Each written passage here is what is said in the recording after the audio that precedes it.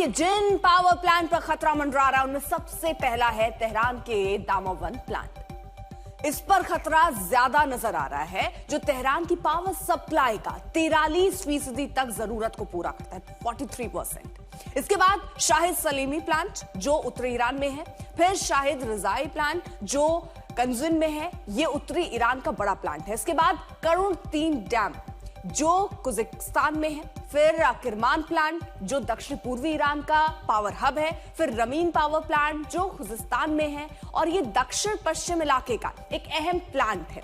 अगला शाहिद मुंजतेरी प्लांट जो इस्फहान में है, फिर अली आबाद प्लांट जो गिलिस्तान में है। यानी ये वो प्लांट जिनको जो है टारगेट कर सकता है और ईरान को एक बड़ी चोट देने की कोशिश कर सकता है। ईरान ने अमेरिका की युद्ध विराम पेशकश को सिरे से खारिज कर दिया और पाकिस्तान के जरिए अपनी 10 पॉइंट्स की योजना भेजते हुए कहा है कि वो अस्थायी अंत नहीं बल्कि युद्ध का स्थायी अंत चाहता है।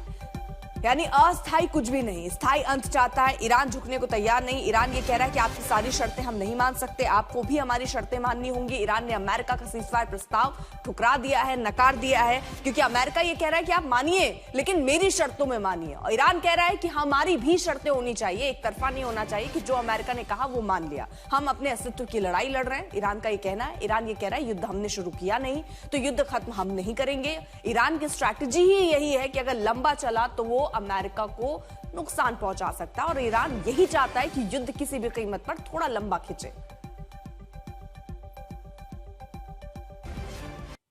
अब देखिए, अमेरिका की तरफ से स्टीव विटकॉफ और जरेड कुशनर लगातार बात कर रहे हैं और ट्रंप ने यह भी कहा कि इस बातचीत में उपराष्ट्रपति जेडी वेंस भी शामिल हो सकते हैं। लेकिन बातचीत का नतीजा क्या निकलेगा और कब निकलेगा, इस पर अब तक सस्पेंस है। आप अगर देखें तो लगातार ये कहा जा रहा है बातचीत हो रही है। याद होगा आपको ट्रंप का वो बयान जिसमें वो कहते हैं कि हमारी बातचीत हो रही है, बड़े नेता से हो रही है, लेकिन अभी तक कुछ भी ऐसा ठोस सामने नहीं आया। सवाल है कि तमाम धमकी पलटवार के बीच क्या हॉर्मुज में हालात बदलेंगे, इसे लेकर बयानबाजी तेज है। ट्रंप ने धमकी दी है कि हॉर्मुज को हर हाल में खोलना ही होगा।